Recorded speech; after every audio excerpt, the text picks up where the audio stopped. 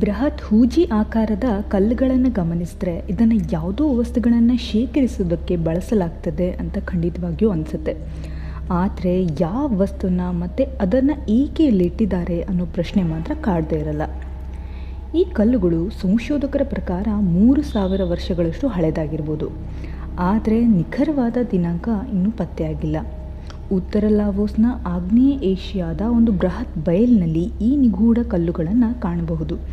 ಸಾವಿರಾರು ವರ್ಷಗಳ ಹಿಂದೆ ಮರಳುಗಲ್ಲಿನಿಂದ ಈ ಬೃಹತ್ ಕಲ್ಲಿನ ಜಾಡಿಯನ್ನು ಕೆತ್ತಲಾಗಿದೆ.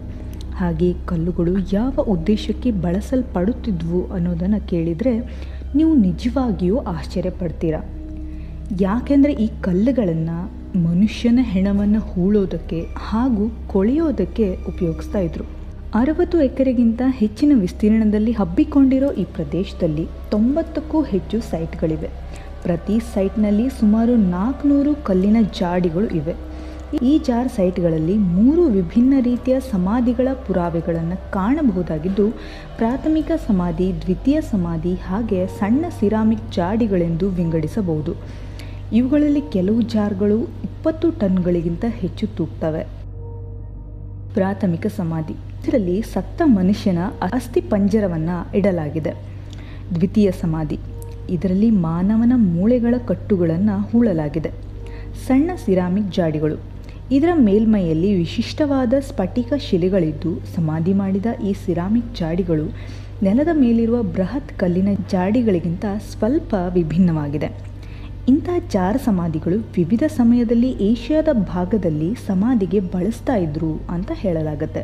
ಕೆಲವು ಜಾಡಿಗಳ ಕೆಳಗೆ ತಾವು 1350ರಿಂದ 7300 BC ವರೆಗಿನ ದಿನಾಂಕವನ್ನು ಹೊಂದಿದ್ದೇವೆ.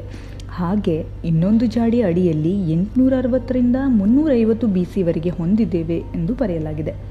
ಅದರ ಮೇಲೂ ಈ ಕಲ್ಲುಗಳ ನಿಖರವಾದ ದಿನಾಂಕಗಳ ಶ್ರೇಣಿಯನ್ನು ಅಂದಾಜಿಸೋದಕ್ಕೆ ಅಧ್ಯಯನದ ಅವಶ್ಯಕತೆ ಇದೆ ಎಂದು ಸಂಶೋಧಕರಾದ ಓರೈಲಿಯವರು ಹೇಳ್ತಾರೆ. ಈ ಜಾಡಿಗಳನ್ನು ಬಂಡೆಯಿಂದ ಕೆತ್ತಲಾಗಿದೆ. ಹಾಗೆ ಇವು ಸಿಲಿಂಡರ್ ಆಕಾರನ ಹೊಂದಿದೆ. ಕಪ್ಪೆ ಮನುಷ್ಯನನ್ನು ಅದರ ಹೊರಭಾಗದಲ್ಲಿ ಕೆತ್ತಲಾಗಿದೆ. ಇವು 1ರಿಂದ 3 ಮೀಟರ್ವರೆಗೂ ಎತ್ತರವಾಗಿದೆ. ಉದ್ದೇಶ, ಈ ಜಾಡಿಗಳನ್ನು ನಿರ್ಮಿಸಿದ ಮೂಲ ಉದ್ದೇಶದ ಬಗ್ಗೆ ಇನ್ನೂ ಚರ್ಚೆಗಳು ನಡೀತಾ ಇದ್ದಾವೆ. ಕೆಲವರು ಹೇಳೋ ಪ್ರಕಾರ ಮನುಷ್ಯನನ್ನು ಸಮಾಧಿ ಮಾಡಿ ಅದರ ಸುಟ್ಟ ಅವಶೇಷಗಳನ್ನು ಸಂಗ್ರಹಿಸಿಡೋದಕ್ಕೆ ಬಳಸ್ತಾ ಇದ್ರು ಅನ್ನೋದನ್ನು ಹೇಳ್ತಾರೆ. ಕೆಲವರು ಇದನ್ನು ಮಾನ್ಸೂನ್ ನೀರಿನ ಸಂಗ್ರಹಣೆಗಾಗಿ ಬಳಸಲಾಗ್ತಿತ್ತು ಅಂತಾರೆ. ಆದರೆ ಅಂತ್ಯಕ್ರಿಯೆಯ ಮೈದಾನದ ಸಮೀಪದಲ್ಲಿರೋದ್ರಿಂದ ಇದು ಮನುಷ್ಯನ ಸಮಾಧಿಗಾಗಿಯೇ ಧಾರ್ಮಿಕ ಉದ್ದೇಶಕ್ಕಾಗಿ ಬಳಸ್ತಾ ಇದ್ರು ಅನ್ನೋ ಅಂಶವನ್ನು ಪುಷ್ಟೀಕರಿಸುತ್ತೆ. ನಶಿಸುವಿಕೆ, 1960ರ ದಶಕದಲ್ಲಿ US ಏರ್ಫೋರ್ಸ್ನಿಂದ ಭಾರೀ ಬಾಂಬ್ ದಾಳಿ ನಡೆಸಲಾಯಿತು.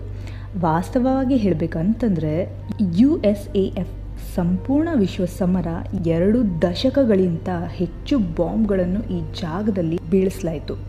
ಅಂದಾಜು 262 ಮಿಲಿಯನ್ ಕ್ಲಸ್ಟರ್ ಬಾಂಬ್ಗಳನ್ನು ಸ್ಫೋಟಿಸ್ತಾರೆ. ಇದರಿಂದ ಈ ಕಲ್ಲಿನ ಕೆಲವು ಜಾಡಿಗಳು ಛಿದ್ರಗೊಂಡಿವೆ, ಆದರೆ ಕೆಲವು ಹಾಗೆ ಉಳಿದುಕೊಂಡಿವೆ. ಈ ಬೃಹತ್ ಕಲ್ಲುಗಳನ್ನು ಇಲ್ಲಿಗೆ ಹೇಗೆ ತರಲಾಯಿತು ಅನ್ನೋದ್ರ ಬಗ್ಗೆ ಇನ್ನೂ ಸ್ಪಷ್ಟವಾದ ಮಾಹಿತಿ ಇಲ್ಲ. ಕೆಲವು ಕಲ್ಲುಗಳನ್ನು 5 ಮೈಲಿ ದೂರದಲ್ಲಿರೋ ಮರಳುಗಲ್ಲಿನ ಕ್ವಾರಿಯಿಂದ ತರಲಾಗಿದೆ ಅನ್ನಲಾಗುತ್ತೆ. ಸಂಪೂರ್ಣವಾಗಿರೋ ಜಾಡಿಗಳನ್ನು ಕೆಲವು ರೀತಿಯ ರೋಲರ್ಗಳು ಅಥವಾ ಸ್ಲೈಡ್ಗಳ ಮೇಲೆ ಎಳೆಯಲಾಗಿದೆ ಅಂತ ಊಹಿಸಲಾಗುತ್ತೆ.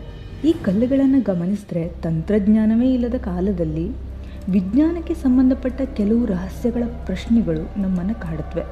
ಇವರು ಪಳೆಯುಳಿಕೆಗೆ ಬಳಸಿದ ಕಲ್ಲುಗಳು, ಬೃಹತ್ ಕಲ್ಲುಗಳ ಆವಿಷ್ಕಾರ, ಸಾಗಾಟ ಇವೆಲ್ಲ ಪ್ರಶ್ನೆಗಳಿಗೆ ಸಂಶೋಧನೆಗಳಿಂದ ಉತ್ತರ ಬರಬೇಕಿತ್ತು. ಅಂತೂ ಈ ಆಧುನಿಕ ಆವಿಷ್ಕಾರದ ತುಣುಕುಗಳು ಪ್ರಾಚೀನ ಕಾಲದಲ್ಲಿ ಕಂಡದಂತೂ ಈ ಸನ್ನಿವೇಶಗಳಿಂದ ಸ್ಪಷ್ಟವಾಗುತ್ತೆ.